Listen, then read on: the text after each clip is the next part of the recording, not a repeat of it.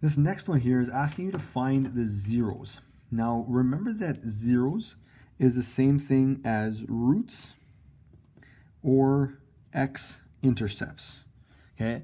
And now it says zeros because there could be 2, 1, or 0 zeros, okay, or roots or x-intercepts. Now it all depends on how it looks. Just as a quick little side note here, okay, we could have a parabola that looks like that. It does not touch the x-intercept or x-axis. We could have a parabola like that where it touches just once, or we could have a parabola like that where it touches twice. Okay, so that's just a little bit of a kind of a side note. Remember, we could have those 3 different types of parabolas.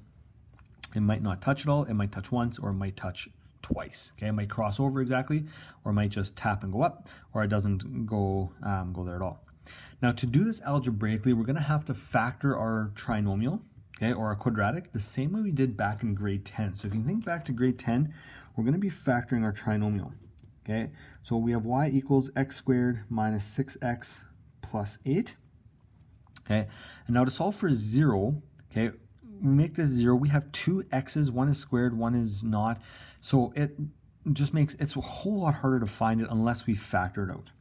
Now, if we remember factoring, we're going to factor into these 2 binomials right here.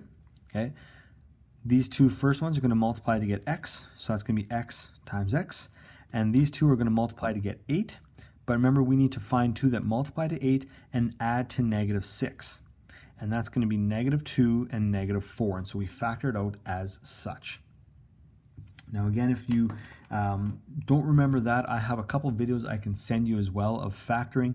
For the most part, I'm going to be giving you very basic ones to solve, if I give you any at all. But remember that this is how we can find zeros, and you could be asked to find some zeros. Now, we want to try to find when y is equal to 0, x minus 4. Okay, and we have, again, 2 x's, and somehow we need to figure out what value of x is going to give us 0. Well, these are 2 things that are multiplying together, and remember, anytime we have something that is equal to 0 that's multiplied to anything else, the answer is going to be 0. So 0 times anything gives us 0. So if we can make that 0 or make this 0, then this whole thing is going to equal 0. Okay, this is one of them where it actually is much easier to solve, or it's one of the only easy ones to solve. Everything else is much more complicated. So let's make x minus 2 equals 0. What value of x will make this 0? Well, that is x equals 2. Okay, so x equals 2 is a 0. Okay, so that'll make this whole thing 0. We punch that in. 2 minus 2 is 0. 2 minus 4 is -2. 0 times -2, 0. There is a second one, though, that we could also do, and that is where this equals 0. Minus 4 equals 0. So the value of x that makes this 0 is x equals 4.